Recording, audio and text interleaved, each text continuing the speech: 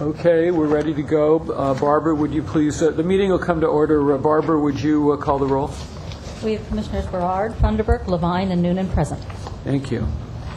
This proceeding is broadcast on Channel 35. The exact broadcast times can be found by contacting Channel 35. I have a couple of very brief opening remarks. First, I would like to warmly welcome our Chief Sustainability Officer, Ms. Nancy Sutley, who brings a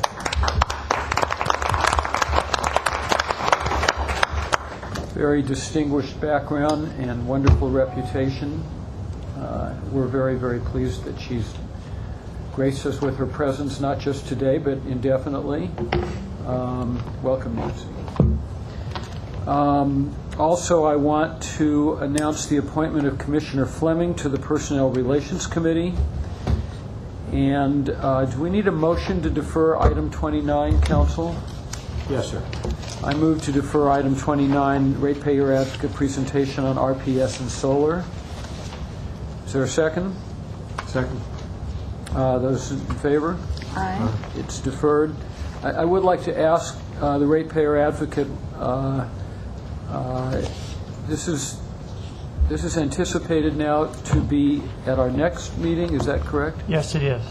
And when will we receive the written material? I will be sharing a draft with several entities around the city at the end of next week, and then we will get the final presentation to you on late in the week before the August 5th meeting, unless you would like it earlier. Well, I'd like to have it at the time that the general manager provides us with the rest of the material for the August 5th meeting. She's been doing that now a couple of weeks in advance. It's very helpful to have it. If you could coordinate with her and make sure you have that at the time that we receive the other material that we're going to be looking at, that would be helpful. I'm not sure I'll be able to make 2 weeks before August 5th.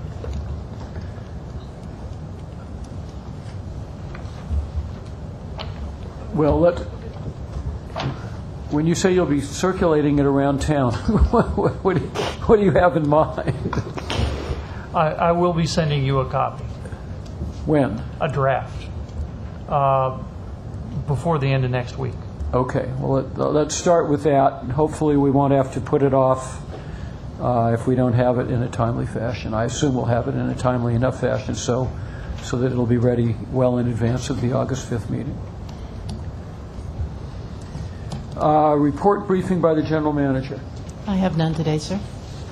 Okay. Comments from commissioners on agendized items and requests from commissioners relating to departmental operations.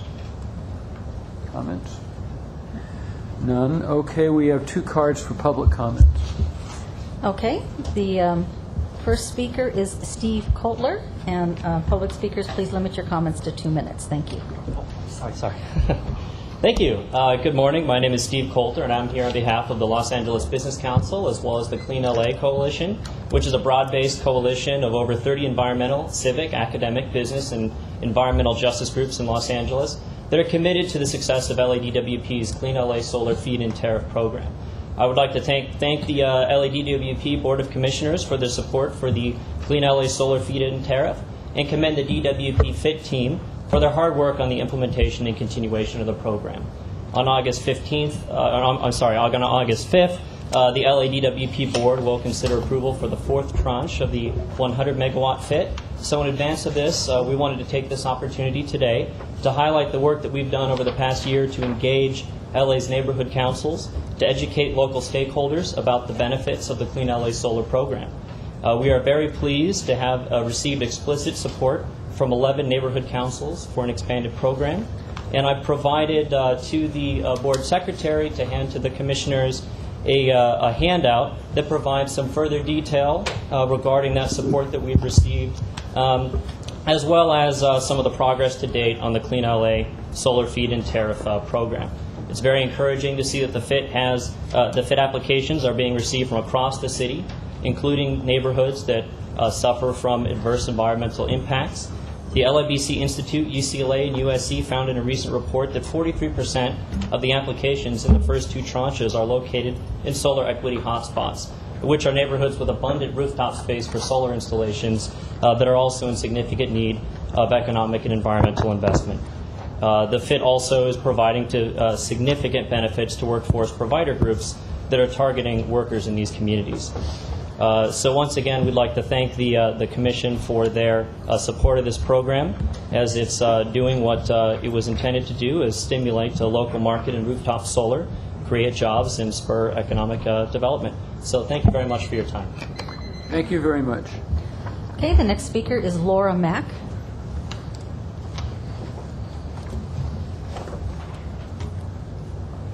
Good morning. My name is Laura Mack. I am with the Pacific Palisades Community Council as well as the Clean LA Coalition. And I'd like to expand on what Steve mentioned in regards to neighborhood council support for the feed-in tariff program. Over the last several months, we've had the privilege of sharing FIT information with councils across more than half of the council districts across the city. Feedback on the FIT from both neighborhood council boards and stakeholders has been overwhelmingly positive. Residents understand that an in-basin FIT offers not just important environmental benefits, but substantial public health, grid resiliency, and economic benefits as well. To date, at least 11 councils have voted in support of both the existing FIT as well as an expanded FIT up to 1,200 megawatts, and most of these have been with unanimous board votes. At a Rampart Village neighborhood council meeting recently, following a unanimous board vote in favor of an expanded FIT, an audience of 20 to 30 persons broke out in applause. Property owners across the city are hungry for information about how they can participate in the program. For example, last week, a resident of Boyle Heights contacted me 2 weeks after our visit to her neighborhood council to find out how her school could participate in the program. At other council meetings, residents regularly come up to Clean LA volunteers after the meetings to ask about how their businesses, churches, or apartment buildings can participate in the program. So neighborhood stakeholders across the city have spoken, and they clearly want DWP not just to maintain an in-basin FIT, but also to assure adequate pricing and opportunities for smaller scale installations, and to greatly expand the in-basin program to accelerate the environmental, social, and economic benefits to our city. Thank you. Thank you. Okay, I do have one more card. Okay. Elizabeth Rollins.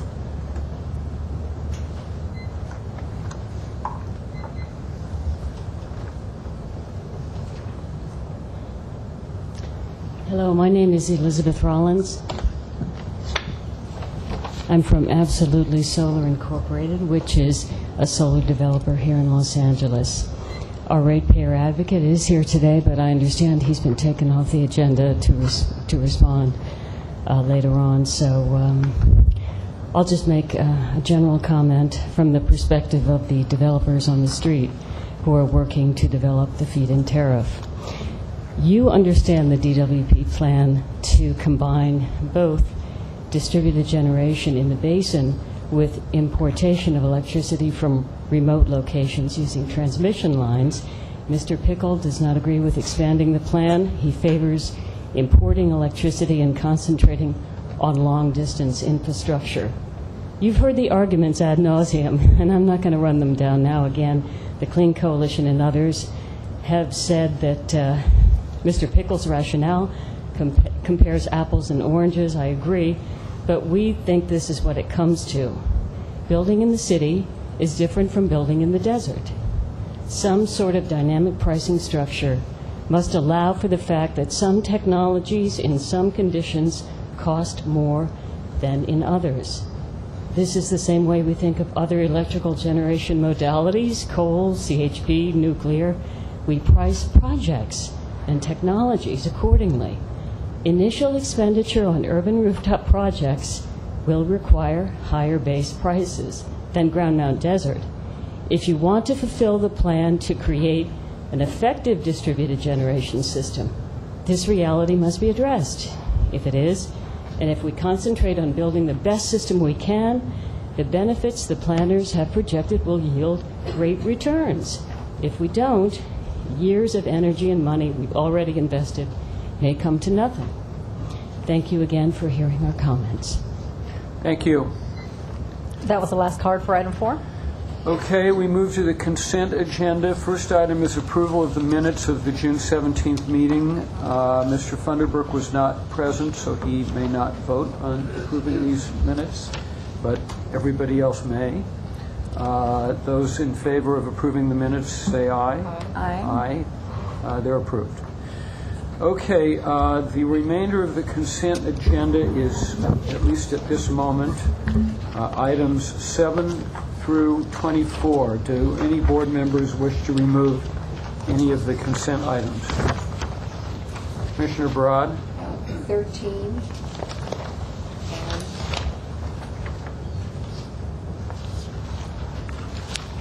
21. Okay, I would like to add 16 and 19. Okay.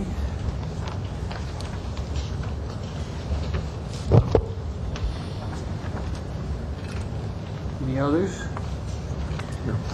Okay, do I have a motion to approve items 7, 8, 9, 10, 11, 12, 14, 15, 17, 18, 20,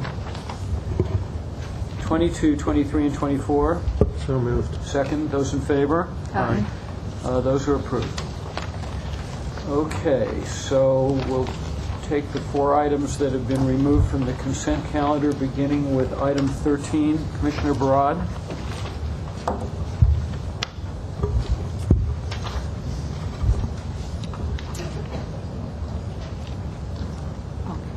My question here is,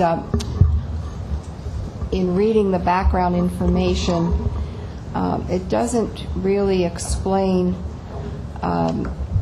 what the revision is, whether it's increased or decreased, and I just wanted an explanation of what that revision is and what percentage it is. Commissioner, annually we bring before the board revisions to the low-income eligibility program. Our attempt is to standardize with the balance of the state using the process that the California Public Utilities Commission utilizes. So they annually look at the revised federal poverty guidelines impact for low-income customers and look at the criteria and develop an income level. So we're not proposing to change how much money we give a low-income customer. This is really just to say what your income level would be to qualify for our subsidies on our rates and to be consistent with the other utilities in the state of California.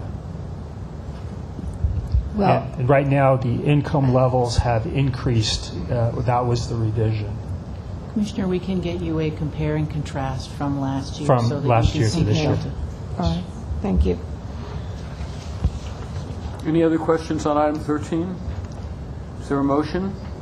So moved. Second, those in favor? Aye. It's approved. Item 16, Commissioner Noonan. Yes, I would just like some background on this facility. How often is it used? Have we considered using an outside facility? And then lastly, you state that this is the facility where you meet with regulatory groups. Why do you meet there instead of somewhere else where we're not paying somebody full-time to take care of a facility that may not be used that often? Certainly. We can get you a list of the frequency of usage. We do expect it to increase.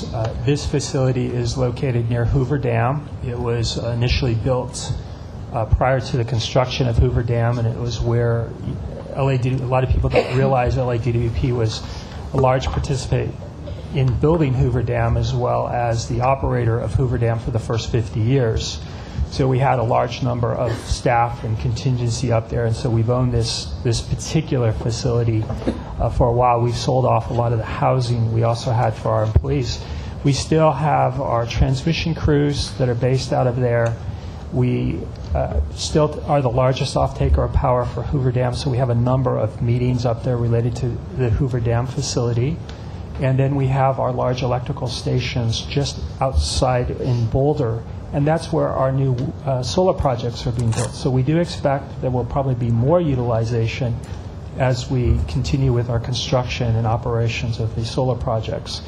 So for the retention, having this individual on the site itself provides for some of the security issues as well. We don't have to have security there, and we pay a nominal fee to have the facility cleaned. And there's a basic fee, and then there's incremental fees if we need additional services. So we have found it to be the most cost-effective to keep a meeting location there and the place accessible for our various activities in the region.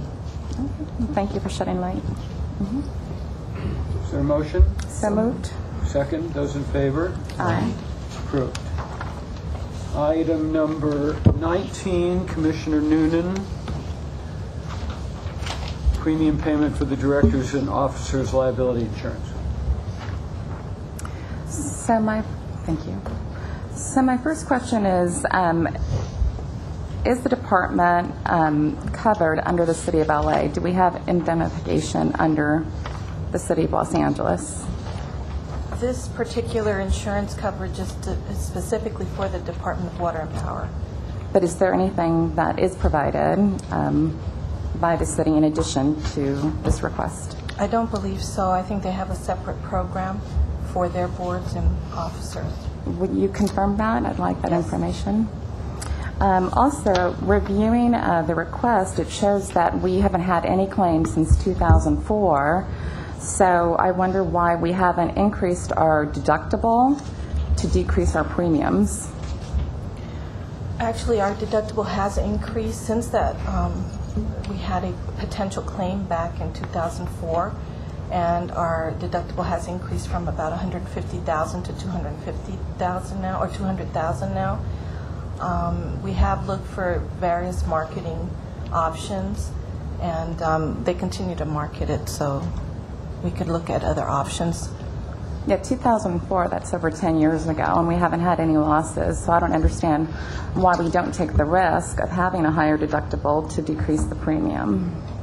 That would be my first recommendation.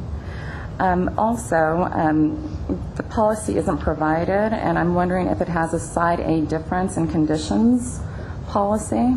Yes, it does. Okay. I would, in the future, it would be helpful to have the policy in place just to review. Okay. We could provide the last year or the current policy and a sample of this upcoming policy if you would like. And I think just for future requests, it would be helpful to be able to review the policies to ensure that, Side A, DIC policies are in place. And what is the timing to execute this contract? I know it states for the next calendar year. Do we have time to go back to the market to see if we could increase our deductible to decrease the premiums? I believe we do. The expiration is July 31st, but we did ask the broker to continue to market to get best terms. So I can ask them to redirect and get higher limits quotes.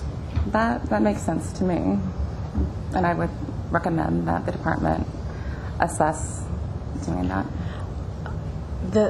But there isn't another board meeting prior to the July 31st, so do you want to amend the resolution for? Well, I think, I'm comfortable agreeing to a not to exceed amount, but respectfully directing you to go back to the markets and see how much savings we could incur by trying to take advantage of our no-claim situation over the past decade. Okay, we will do that, and if you will give us the discretion to make that assessment, how much premium save versus the increase in deductible, we'd be comfortable doing that. Good. So we'll consider the motion to have been amended by Commissioner Noonan's suggestion. Is there a motion to support the proposal as amended? So moved. Second. Those in favor? Aye. It's approved as amended. Good suggestion. Item 21, Commissioner Broad, amendment number 1 to contract number 238 with Staples Contract and Commercial, Inc., DBA Staples Print Solutions. Yes, this increases the contract considerably from almost $7 million to over $10 million.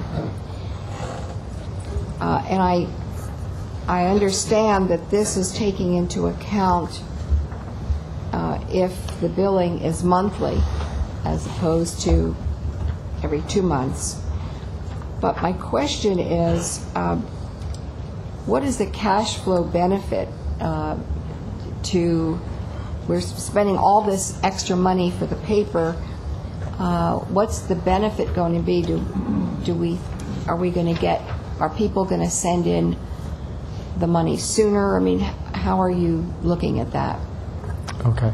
Let me first say that approving the contract is not a commitment to monthly billing yet. That's something that there's been a general direction to want to move to, primarily for our customers.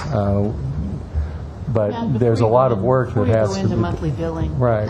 This is both an increase in dollar amount, but contract time as well. Right. It's not just adding it to the current contract, it's right. adding that amount plus an additional 4 optional years. Let me back up. We have, as you know, large-scale printers that produce the color monthly bill, and in past actions we brought the extension of the maintenance through the life of the printers. We brought the extension of the ink contract through the life of the printers. This is bringing basically the specialized paper to the life of the printers. The dollar amount was set to include the potential for monthly billing, because that has been a direction that has been, while not finalized, certainly of great interest to the department, both in terms of cash flow and probably more importantly, the potential, the billing shock we hear from customers about 2-month bills. But going through and authorizing this contract dollar amount doesn't commit us to do monthly billing. It just says if we go to monthly billing, we're not going to have to come back to the board to amend the contract another time to meet what we expect to be the volumes over that 4-year period. So I want to separate the monthly billing issue from what the contract actually does, which is just authorize us, if we're going to use that much paper for monthly billing, to have the contract in place that allows that to be provided to us at that time. The paper, as we tried to identify, I think none of us expected the lessons in paper science that we had to go through to get a paper that really works for all our requirements, which is how it takes the color, how it takes the ink, its ability to go through the high-speed printers without separating, and then going into the mailing equipment and separate appropriately. And also then that if it, once it gets mailed, if it gets wet, that the remittance portion they send back to us, the barcode on that is still legible for the high-speed machines that read the checks and read those things to process payments. So all those, I think we spent 8 months working with the paper scientists, getting the blend and mix of exactly what's in this paper to work properly, and it's worked extremely well. So we'd rather not have to go back through that in the remaining few years. This paper contract was acquired through a competitive process. It was actually a reverse auction process, and we have done some then other checking with other paper manufacturers, just to make sure that the pricing we're getting is in the market ballpark, so we're not out of line in that way. Or then if we don't go to monthly billing, then We just don't spend the money. you don't spend the money. Right, right. But it's just authorization there. We actually get billed on what we purchase, and we've already passed, I believe, the minimum on the contract, so we don't have any obligation to pay So up to this amount, amount. this increase is predicated on the possibility that we might go to monthly billing. It's two things. It's giving us the authorization to buy paper over the next 4 years through the life of the printer, and then a dollar amount that if we go to monthly billing, we should be covered without having to come back to the board. If we spend less, if we don't go monthly billing, we'll just spend less of the money.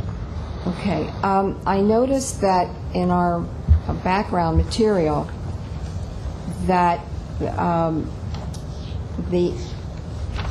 this item was brought before the commission June 1st, 2011.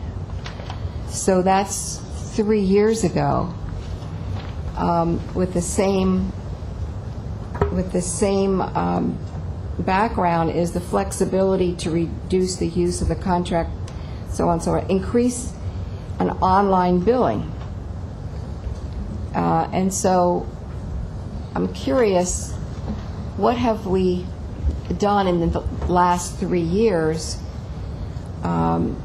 to promote the idea for the option for people to do online billing? Okay. And then we wouldn't need the paper. Right. So today, we have about 650,000 registered online users. About 150,000 of them are currently paperless bills. We've been, and this is really a customer service effort, but they've been training their CSRs basically to better market paperless billing. The real issue as we talk to other utilities, and it ties to monthly billing and it ties to, where you really want people to go is paperless billing and automatic payment, because that is by far the most efficient for the department. A lot of people want to still hang on to paper. They have various methods they use to know when their bills are due, and paper is a big part of it. So until we can really get, as people get more adjusted to it, more and more people are using paperless billing, and I think we'll see it continue to grow. One of the things we have to do is continue to market it. And that's something that CSD is very specifically targeting in some additional training they're doing for their CSRs. So when people open accounts, they really push monthly the paperless billing. Yes, more Commissioner, directly. If I could. So last 3 years, obviously, the department has engaged in a new billing system, and we're all well aware of that, with the objective to have a lot more opportunity for online activity, self-service activity related to our website, and the ability for customers to do more. It will be our objective as we start bringing forward to this board plans for monthly billing that will have a big emphasis on just communicating the benefits of paperless, and as stated, the ability to pay automatically or other options for that. Our objective will be to reduce the use of paper as much as possible, to reduce the mailing cost. And as we know, there are more and more customers that are interested in that service. And so our first need, though, is let's get our billing system in good shape, and then we're gonna push heavy for this, and you'll see more as we bring it to you related to monthly billing and how we're going to incorporate this paperless process in that communication. Yeah, more and more companies are stressing, paying by In many cases, it's a default. Actually, it's what you have unless you ask for paper. And for many utility services now, you have to actually ask for the paper. Otherwise, you're going to receive it online. And so we'll bring forward some ideas as we're working through that. Well, now you can pay your mortgage online. You don't have to send in the check. So I just wanted to know whether this was a priority, that we're looking for options, and for e-bills and paperless. Now, there are two different things here, isn't there? There's paying by the online, but then you also mentioned automatic. Are those two different things? One is the auto pay, and we had some issues with that initially with the new billing system, meaning customers had signed up so we automatically could deduct the funds from their accounts. So that is a service we offer. We're not pushing it right at the moment, but that will be part of our launch as we look into more of the paperless process. But let me just say, at least the last counts I looked at, we were seeing roughly somewhere in the 30% range paying online. Right now, 30%? Yeah, some of residential customers were somewhere in the 30% range. Paying online. And then, so how are you going about encouraging people to do that so that we don't have to have all this paper? I think as indicated, the first step is we're focusing right now on all new services, all new customers. We're getting about 50,000 a month of new turn-ons, turn-offs. And so when the customer service representative initiates that service, their objective is to encourage that customer at that point to start that service with a paperless bill. Okay, and are the numbers increasing? Are we getting more and more people who are paying online? Well, I know the numbers rose considerably. A few years ago, we were around 12% paying online. So we've seen a considerable rise in the number of people who are paying online. The auto pay, we haven't seen as much of an increase, and I think that really relates to the fact... This is not the best time to ask people to do that. Right. Well, and it's hard with bi-monthly bills and the swings in our bills. One of the future issues that we'll talk about at some point is whether we offer a level pay plan. Excuse me, I didn't A know. level pay plan, which some of the utilities do, where they do an estimate for the year, and then people are predictable how much money they're going to be taking out every month. In the old billing system, that was not even possible to consider. In the new one, it is, but not until we're at a place where we're really quite stable with the things we're offering right now through it. But all those things, monthly billing, level pay plans, paperless billing, all sort of tie together in terms of getting people to be comfortable with that their bills are right, that they understand what they're paying for, that they've got some predictability. Right. And I think we will continue to see paperless rise because people are getting more used to it with more vendors really moving that way. And I think another thing that's going to numbers. make a huge impact is you're advertising now that customers can pay by credit card.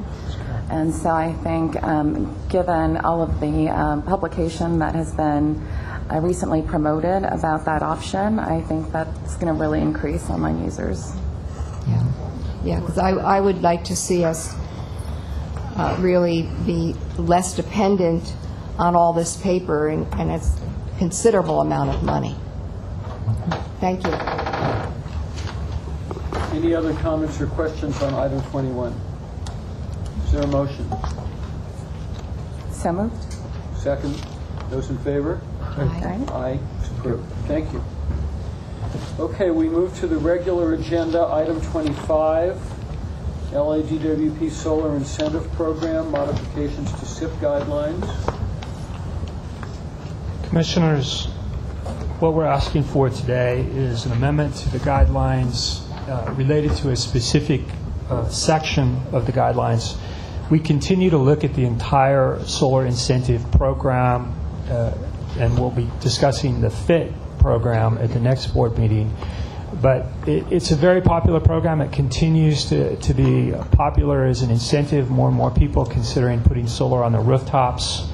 And so we continue to look at ways we're going to streamline the process. We're going to reduce the wait times for receiving the incentive check, to get the inspections, to get the systems turned on. And we're going to bring more of those forward to you.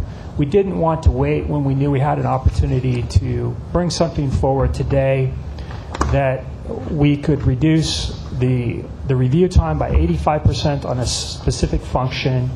And right now, about 70% of all of our solar being installed under the solar incentive program are leases. These are customers choosing not to own it, third parties, developers coming in, providing the lease options. Right now, it's a very thorough review we do, and we have determined and we've reviewed what other utilities are doing and options.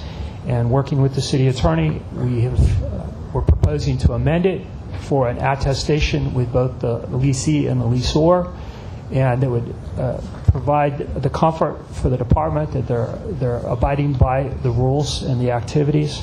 And so that's the amendment today. We know there are other things we need to do. Working with the developers, this will be an immediate savings in the review and still provide us all the protections that we need in order to provide the incentive funds and get more solar installed. Questions? Commissioner Barad? This is very good, especially since we're promoting the solar program. But at the same time, I'd like to know what's being done with the billing, because that was really a big problem, and having the people understand what the bill is, and then how to also see what they're actually producing, wait time to get answers from the hotline. All of that is kind of part of this. So what's being done in that score? Yep. Thank you. My name is Jason Rondu. I'm the supervisor over the Solar Development Group, which includes the Solar Incentive Program. Some quick updates on response times for inquiries over the hotline. As of last week, it was 3 days to return a message left by a customer or contractor. Emails are roughly the same amount of response time. With regards to correct billing, it's my understanding that 95% of solar customers are being billed correctly as of right now, and it's a goal to get to 98% within the next few weeks.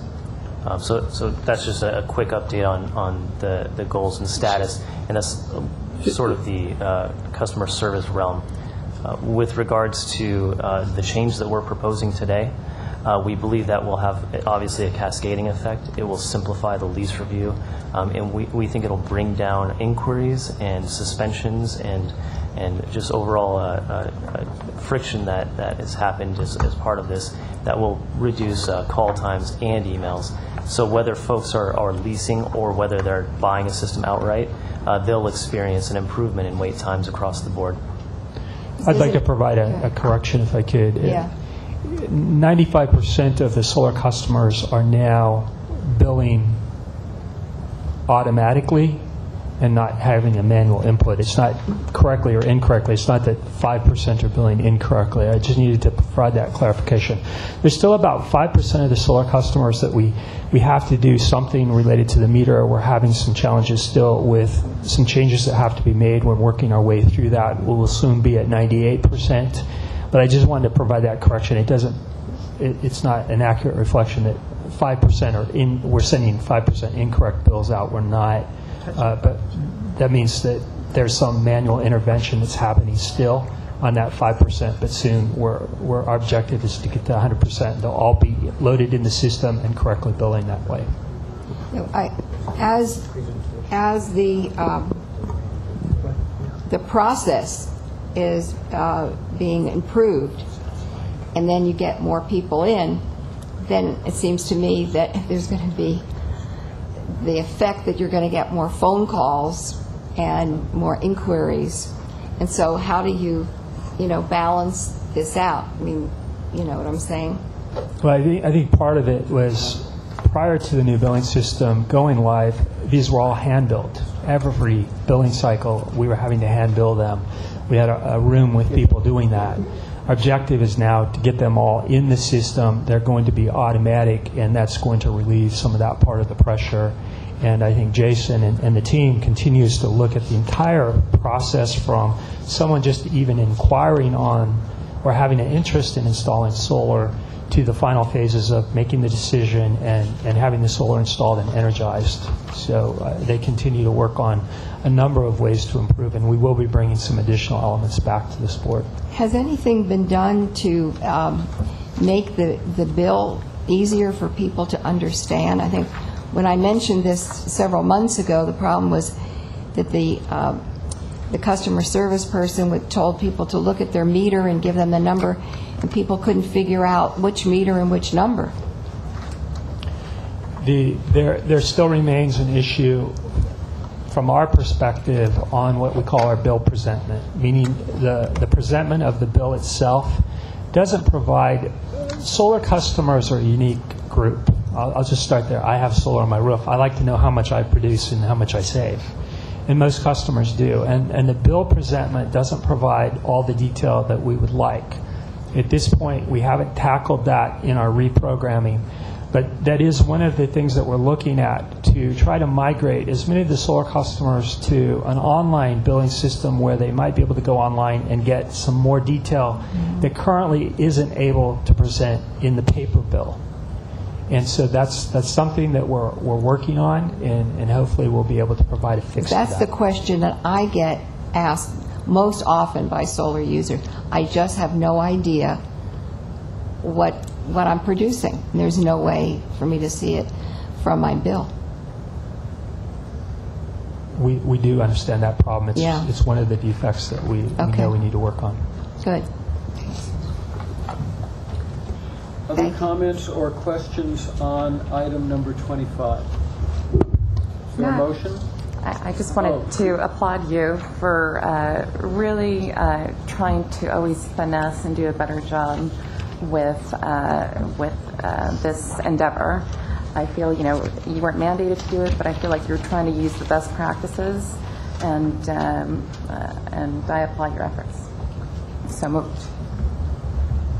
I second that applause, Randy. Okay. I second both the applause and the motion are moved and seconded. Those in favor of the motion and the applause? Aye. Both are approved. Barbara, you need to make an announcement on item 26. Right. Agenda item 26 is for the approval of a $21 million contract with 5 contractors to provide hazardous and industrial waste management services.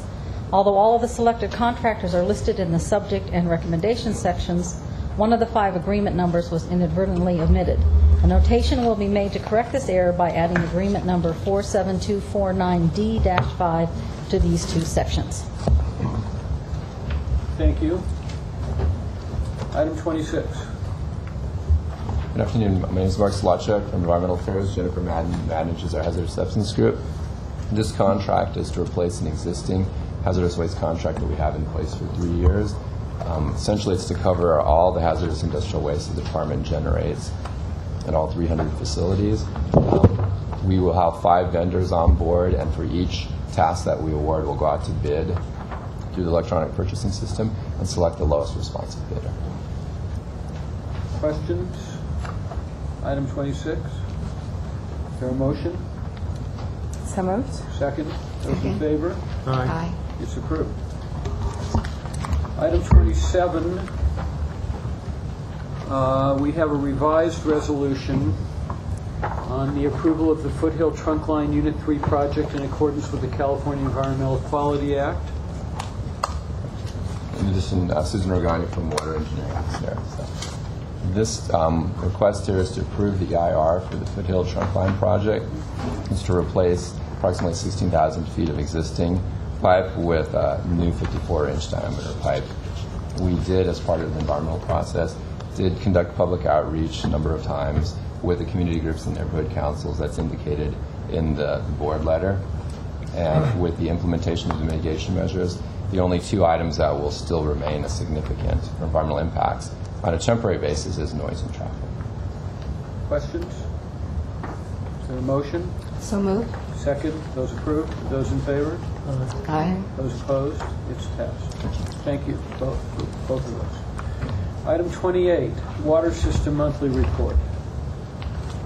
I had nothing else to add other than the written report. If there's any questions, I'd be happy to answer. Questions for Mr. McDaniel? Thank you, Jim. 28B, Power System Monthly Report. Randy? I also have nothing to add unless there's questions. Questions? Item C, Financial Services Monthly Report. Just some short comments. We continue to closely monitor the cash receipts situation in both power and water systems. May was not a great month for power system collections. We just received some tentative results for June. Our collections are above budget, just slightly, so that it is an improvement. But the whole issue with collections and the efforts of customer service to bring in the cash remains a key concern. Questions for Mr. Leiber? Thank you, gentlemen. Informational report audit plan for fiscal year 14-15.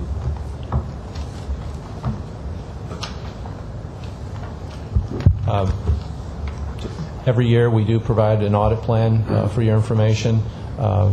We try to cover as much of the planned audits during the year as we possibly can.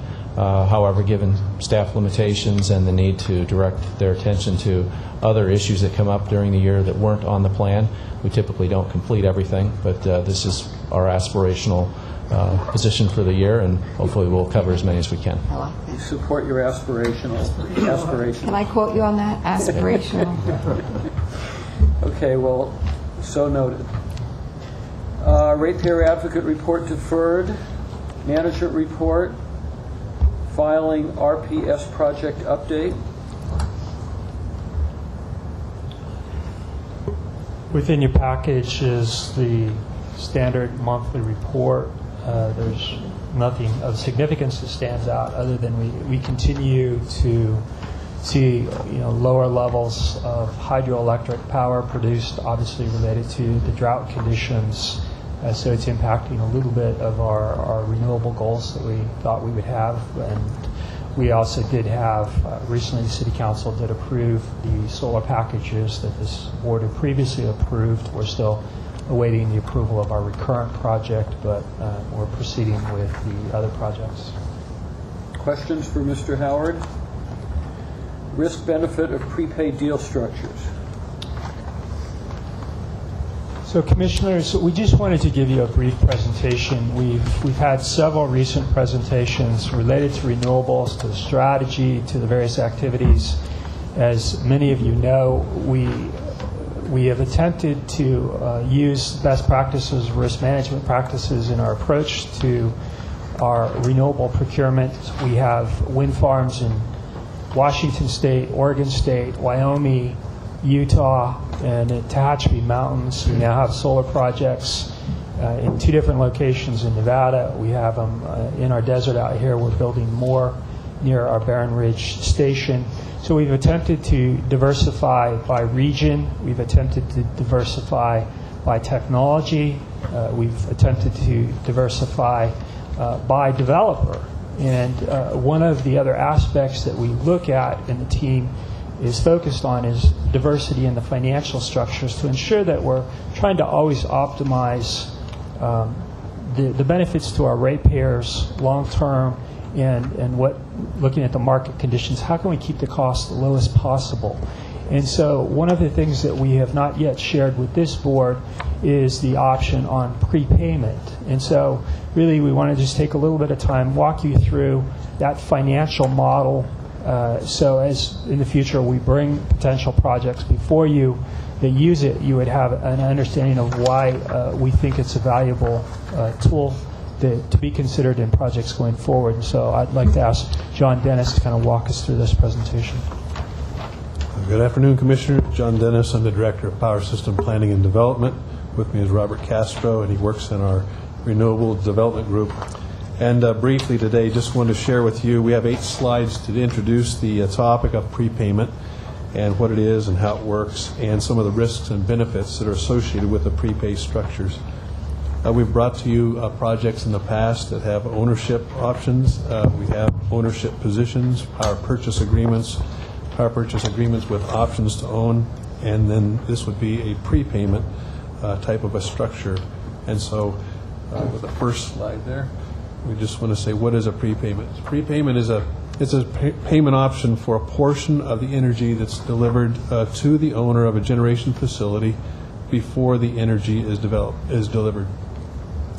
The way that works is that the prepaying entity, that would be us, for example, would issue the tax-exempt bonds for the prepayment amount using the low interest rates. And that's one of the benefits that we have here, is our ability to borrow and the interest rates that we have. The difference in DWP's borrowing rates as compared to the private developers make the prepayment attractive. And lastly on this slide is prepayment is an industry-recognized financing tool. So we feel that exploring the prepayment alternatives, it is in line with our obligation to find the least cost mechanism for our customers. On the next slide, it just gives you a quick reminder about some of the ways we evaluate sites and the performance of some of our projects and how they come through, so we can qualify and quantify them, P50, P99, and excess energy. The amount of energy that's expected from a renewable facility in any given year, just for that year, is referred to as the P50 energy. So there's some probability that's related to this for a given year. And the amount of energy expected from a renewable facility in 99 years out of 100 is referred to as the P99 energy. So this is based on data sets, the specific location, meteorological data, and calculating those performance guarantees for those larger projects in those particular locations. The energy being prepaid will never exceed the P99 energy. So you have a high level of certainty that with the P99 number that power production will come from that particular site. And so a prepayment, for example, may have be prepaying 60% of that energy, for example, of the P99. And typically in our contracts then we'll have some provision for excess energy if the additional energy being generated over the amount that's prepaid. So there is a provision for excess energy as well.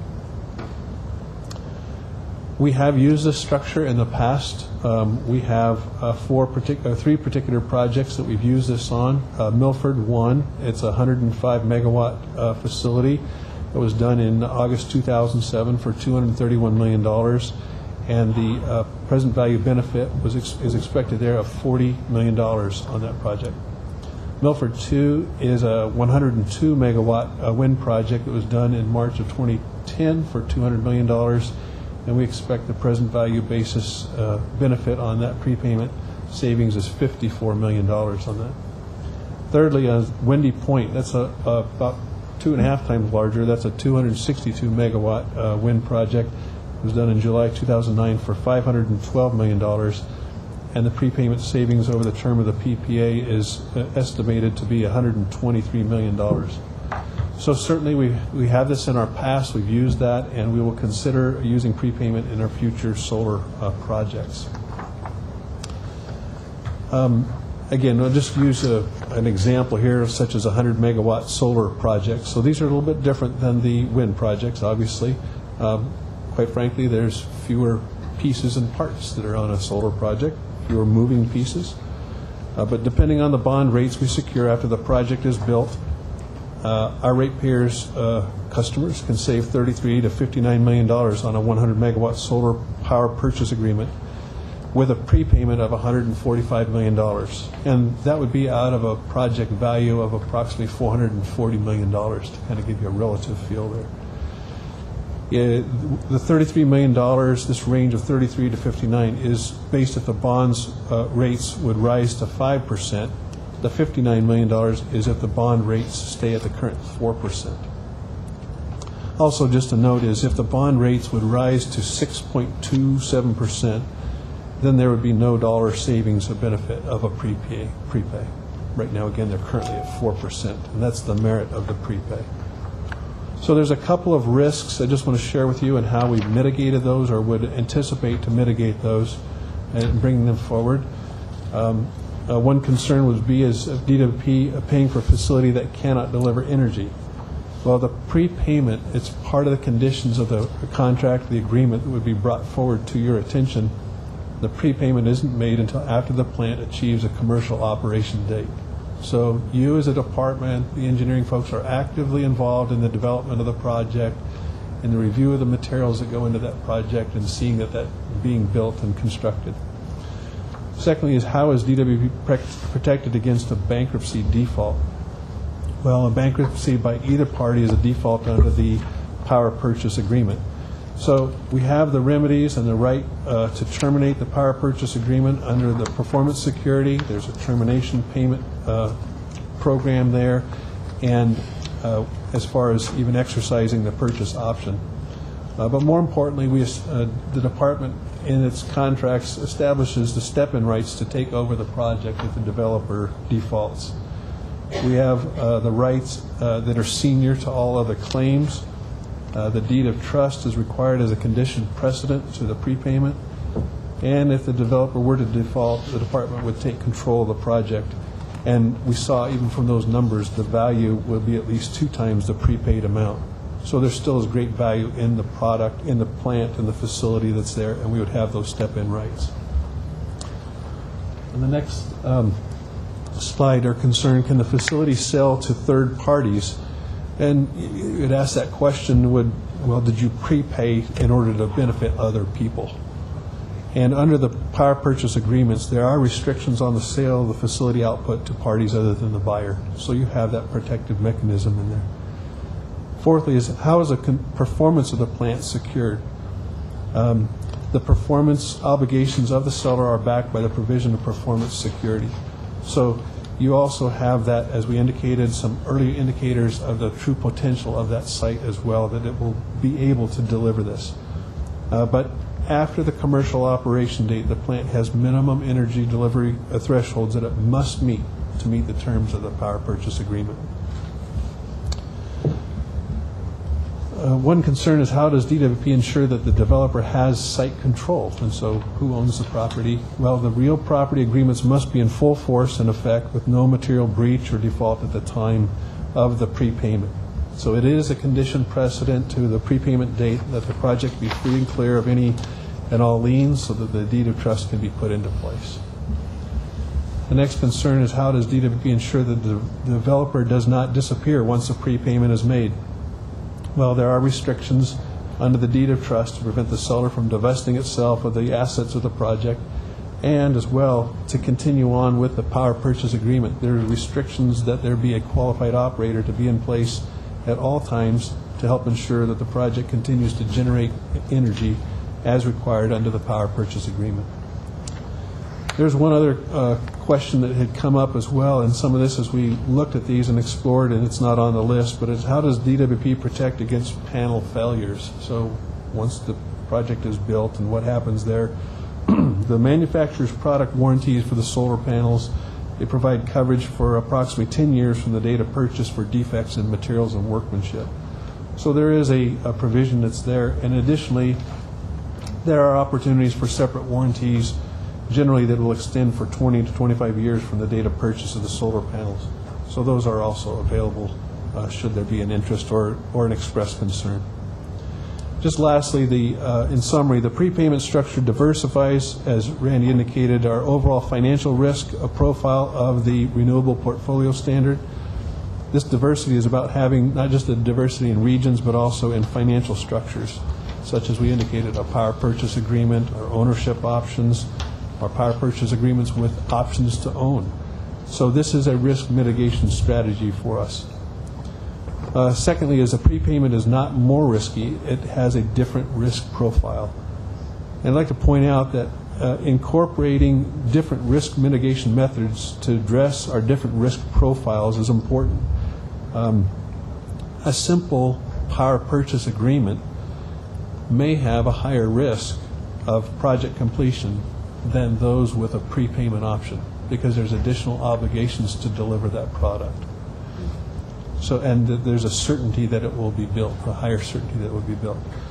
So all this to say, and thirdly, what we see keenly is that the prepayment benefits the customers, and it could lower the energy price by somewhere in the realm of 10 to 15%.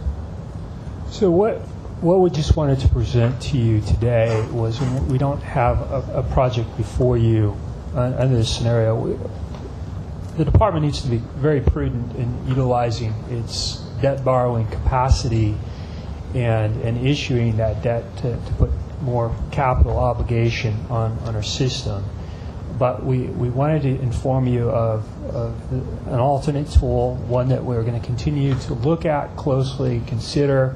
We've used it on some wind projects. Where we would really consider these most favorable are on projects that we think strategically there's significant benefit for our ratepayers to own these projects long term and to take a position in these projects, and so we view it more as an investment. You remember that these federal tax incentives don't allow us to build these projects and own and operate them right up front. We're not a taxable entity, so we can't take advantage of those incentives, and they're very significant. So we utilize these PPA structures, these future ownership options and things to really work within the framework of the incentives that are offered by the federal government and even some state incentives. But we wanted to bring this before you today because we do think there will be some opportunities going forward as we look at also some of the potential options in the city. So in the future, we're looking to bring back to you maybe some community solar options and how those might be built and utilized in the city. That the prepayment might be a very viable alternative for us to keep these costs as low as possible with projects that would be located in the city, potentially on city property itself, whether it's DWP or Rec and Park or other city properties. And so we thought it was a good opportunity to bring this before you right now.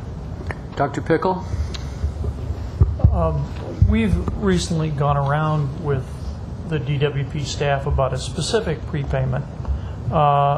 And we had a number of concerns about prepayments in general because of that, and because of extensive professional experience by at least two members of the OPA staff on litigation involving workouts on renewable projects from the earliest days, qualifying facility number 1 to one of the biggest disputes, the Dabhol India dispute, with a disputed amount of $6.5 billion. And we've seen a lot of trouble with these special purpose entities involved in these kinds of projects. First of all, it's a loan of ratepayer money to an outside developer. And for that, you need a very thorough due diligence process. And having worked in the DOE loan guarantee program, which is less than perfect in terms of their due diligence, it was to get to the stage DOE has, there'd have to be several steps up in the due diligence process. In addition, once the investment is made, there has to be ongoing management and risk monitoring to control things. And if things get into trouble, there's even if you win in the bankruptcy process, you're going to have expenses per project of several million per year defending your rights. So these projects have financial risks to which DWP is unaccustomed. And second, there is a take commitment, an obligation that's associated with these, where with the typical renewable project, if the renewable delivers, you pay them. With the lending agreements associated with these kinds of projects, commonly you have a minimum dollar payment, and even if they're not delivering in some cases, you may still be obligated to pay a certain amount.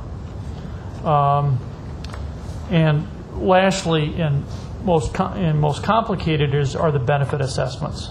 Benefit assessments for this most recent project range from 0 to perhaps $50 million a year. And at the same time, customers are put out nearly $150 million in total investment. So there's the challenge of the risk-benefit associated with these things. So I think these things are difficult. I think the risks are, in some ways, because of the financial components, unaccustomed to DWP, and we should be very careful if we do them. And two, we need to step up our due diligence effort quite substantially if we're going to take on these projects. Are you suggesting that we should not ever be using prepayment? I think it'd be a high standard to use further prepayments. We already have three prepayments in place. Am I correct, Randy? It's three? Even though those appear to have been successful and saved the ratepayers money? The story's not over. Obviously, there's significant disagreement between our staff and the ratepayer advocate on this issue. And I guess it's fortunate that we've made the decision not to proceed at this point in time when there's such disagreement on this particular project. But it does seem to me that it's in the ratepayers' interest to try to run this down a little bit more. I mean, from what I have heard from both sides, both in terms of trying to balance out the different forms of risk over a course of a variety of projects and the potential benefits that can accrue to the ratepayers from prepayment, it seems to me to be unduly rigid to essentially put up a wall and say we should never do this. This isn't going to be resolved today. And obviously there is this disagreement, but I think that this presentation is helpful, and it's a subject that we should further pursue. And my instincts are that precluding a potentially valuable savings to ratepayers is a little bit